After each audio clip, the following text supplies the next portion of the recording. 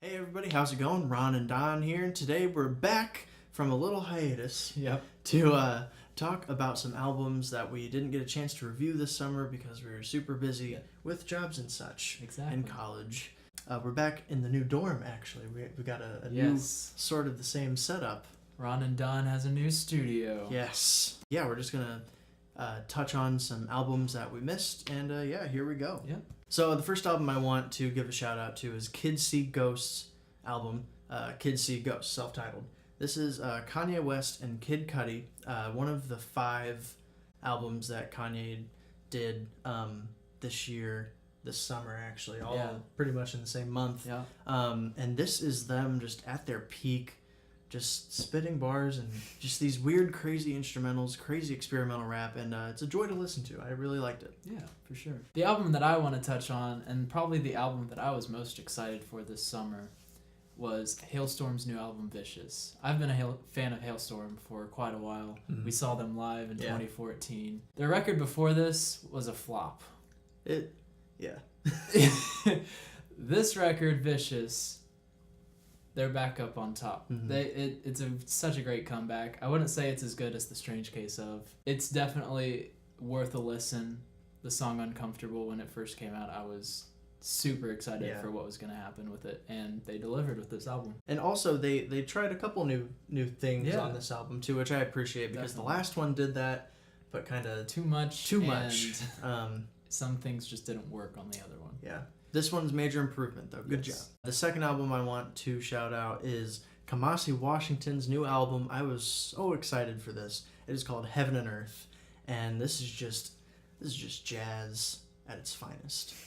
You know, you've got one half of the album and then another half. It's a double album, and they sound similar, but like there's just all these things thrown in, and it's this big melting pot of jazz and different sounds. And then like a week later, he put out an extra CD called The Choice. Again, fantastic. A cover of Ooh Child. Fantastic. Oh, yeah. The next album I want to talk about is a band called Houndmouth. They put out a new record called Golden Age.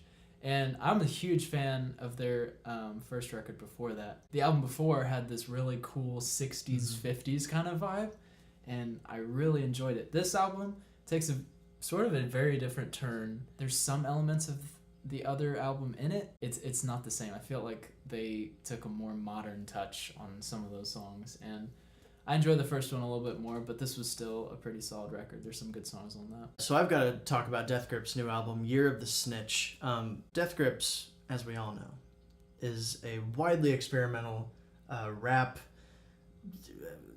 rock, pop, fusion of all genres, and this record is probably their weirdest, their most diverse and cutting-edge record. It's a joy to listen to, and also you just sit there and your mind is boggled by how they get these weird sounds and how much time they put into making this music, and it's just great. I like it a lot. Yeah. On a different note, I'm going to talk about Jason Mraz's new album, No. If you're into singer-songwriter, this is right up your alley. Everybody knows the song I'm Yours by Jason Mraz. This is just sort of more of that, and it's enjoyable to listen to. I wouldn't say it's like over the top super good, but it's just a nice album to listen to. So then this band Dirty Projectors, which is now just one guy, I believe, they've been putting out records since the early 2000s. They used to be a weird like indie band, and now this guy is just making this super fun experimental pop music. The album is called Lamplit Rose. It's really a joy to listen to.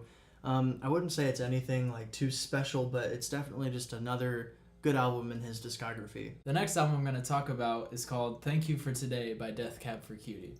This is the first like full album I've listened to by them. I've heard of them before, and I've listened to a few songs. Yeah, they've got a few hits. Yeah, and so this album is really chill, and it's kind of really nice music to listen to when you're like focusing on something. It's just really chill, really ambient, and kind of really interesting and cool. Yeah. So then the next band I want to talk about is Nice Enough People, and they are a small indie band from California made up of a bunch of eclectic people, and one of them is Jerry Trainer, whom we all know from Drake and Josh and iCarly, and he plays bass on this album, which is how I figured out who this band was. They have a new EP out called Mental Outfit, and it's just more fun indie songs. It's a really enjoyable listen. Yeah, definitely. This next album is called Tasty Nasty by the band called Wilson. I just heard of these guys the other, I think last month.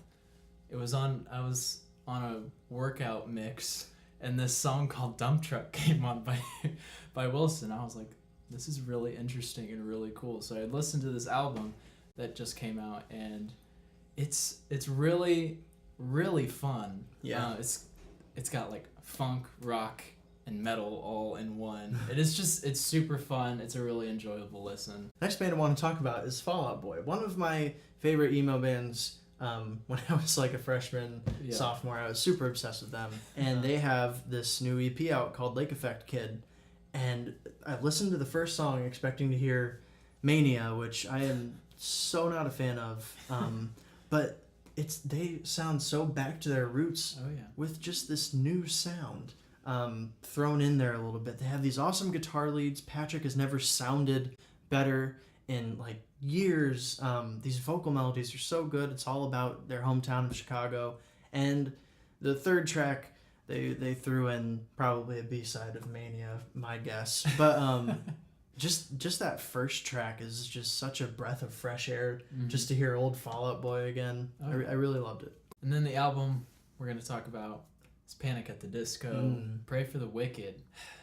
This album is not what I wanted from Panic at the Disco. Same. There were a few good things sprinkled in here and there. Yeah. But we got to shout it out mainly because, I mean, it's so popular. Yeah. A lot of people love Panic, and if you like Death of a Bachelor a lot, you're probably going to like this record and not really care about its flaws. No. If you're not a fan of Panic at the Disco and you just want to give them a try and you're starting off with this album, skip everything.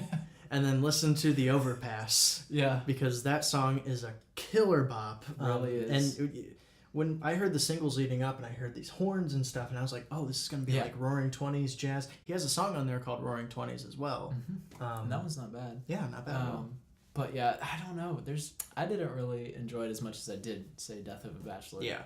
So then the next album I got to talk about is Smote Reverser by OCs. OCs have like 14 albums under their belt, and they're a fairly new band, which is crazy, the work ethic that these guys have. Last year they made an album called Orc, which was, I believe, in my top 10 favorite albums of last year, so I was really anticipating this, especially because the album cover looked like a doom death metal album, and they infuse that stuff in their psych rock, and it's just so fun to listen to, and they're very progressive, very fast and just energetic, and it just makes you want to go like 100 on the highway, and I love it. I love this stuff. And then probably after that, I gotta mention Death Heaven. They are a post-rock metal, death metal infusing band. They're kind of changing the game with metal, honestly. If you listen to like New Bermuda is a really good record by them, but this one they infuse like piano and synthesizers and a lot of like more beautiful sounds in it just to create a different kind of tone, and I really enjoyed that and appreciated it. Dave Grohl came out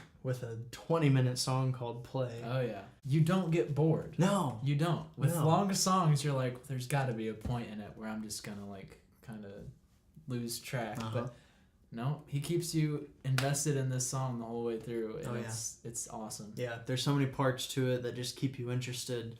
Watch the music video if you haven't yet. Yes. It's very entertaining. This guy, one of the best musicians out there, I'd say. And I got to give a shout out to this new group, Hermit and the Recluse, which is made up of rapper Ka and producer Animas, if I got those names right. But their new album is called Orpheus versus the Sirens, and it's this like concept rap album with like Greek mythology influence, and it's so atmospheric and so thoughtful. Like, even though I don't really get the lyrics yet, it just like I'm so invested into what he's saying, and it's just a really, really good rap album. And then lastly, I gotta talk about probably my favorite rock album of the summer, Parquet Court's Wide Awake. This is the most eclectic rock album you will ever hear this year. So many sounds influenced, so much funk and pop and like punk. They're from New York, I believe, and it's just really cutting edge rock music that's changing the game for me, honestly. So that's our catching up video. Sorry for being so absent this whole month. But yeah, we'll be back. We'll be Yes. back to reviewing a lot more albums. I really want to start doing more top 10s, more classic albums reviewed, and yeah, Alright. stay tuned. Catch us next time. thanks for watching.